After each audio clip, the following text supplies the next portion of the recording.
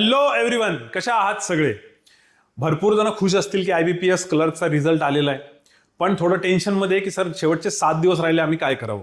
7 दिवस पण म्हणायला ॲक्च्युली मला तर वाटतं 5च दिवस आहे. का? कारण सॅटर्डे संडेला तुमचा RRBचा पेपर असणार आहे.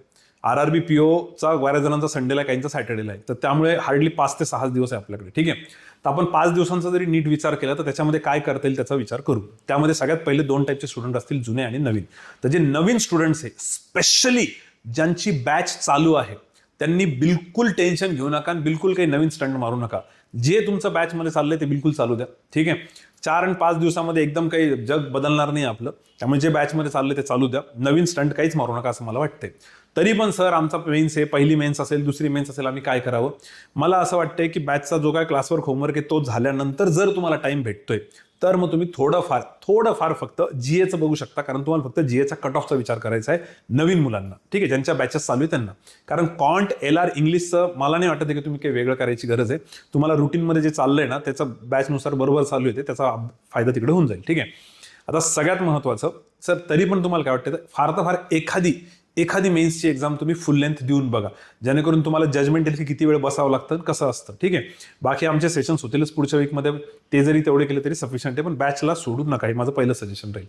दुसरं, आता जे जुने मुलं आहेत, जुने मुलं म्हणजे ज्यांची बॅच झालेली आहे, मग त्यात भले अभ्यास झालेला आहे तुमचा किंवा थोडा कमी आहे किंवा खूप जास्त आहे, सगळ्यात महत्त्वाचं शेवटच्या वीकमध्ये आता तुम्हाला एक बॉडीला सवय लावून घ्यायची आहे की आपल्याला तितक्या वेळ बसायचं आहे. म्हणून ह्या स्टुडंटने मला वाटतं 2 फुल लेंथ टेस्ट द्यायला पाहिजे. ठीक आहे, एक तर सॅटर्डे संडेमध्येच द्या, जर तुमचा सॅटर्डेला पेपर असतील RRBचा तर संडेला देऊन टाका, त्या हिशोबाने ॲडजस्ट करा. ठीक आहे, आणि जर थोडेसे नवीन मुलं असतील त्यात पण, जुन्या कॅटेगरीत पण की आत्ताच बॅच झाली, जास्त एक्सपिरियन्स नाही, तर मग एक तरी द्या, पण एक तरी फुल लेंथ पाहिजे, जेणेकरून तुम्हाला सवय होईल की किती वेळ बसावं लागतं. ठीक आहे, मग आता राहिला दुसरा प्रश्न सब्जेक्ट वाईज. तर सब्जेक्ट वाईज कॉन्टचं प्लेलिस्टच्या व्यतिरिक्त काहीच करू नका. आपली जी प्लेलिस्ट आहे त्याच्यामध्ये जिथे जिथे तुम्हाला क्लेरिकल लेवल दिसते तेवढं करा. रिझनिंगचं सरांनी ऑलरेडी सांगितलेलं आहे. इंग्लिशचं पण मॅम सांगतीलच तुम्हाला, किंवा आपण विकली डॉकमध्ये डिस्कस करू. मेन राहिलं GAचं, की सर आम्हाला सगळ्यात मोठं टेन्शन याचंच आहे. तर GAसाठी ओम सरांचं उद्या एक मॅरेथॉन सेशन राहील, ओपन टू ऑल सेशन राहील, त्यात पण सर सांगतीलच. आणि आपल्या ॲपमध्ये क्विजेस टाकलेलं आहे, तुम्ही तेवढं जरी केलं शेवटच्या 7 दिवसात तरी मोर दॅन सफिशियंट आहे. ठीक आहे, तर सध्या जास्त लोड घेऊ नका, सर काय करू, फक्त जेवढा टाइम आहे त्याला आपण हळूहळू युटिलाइज करू.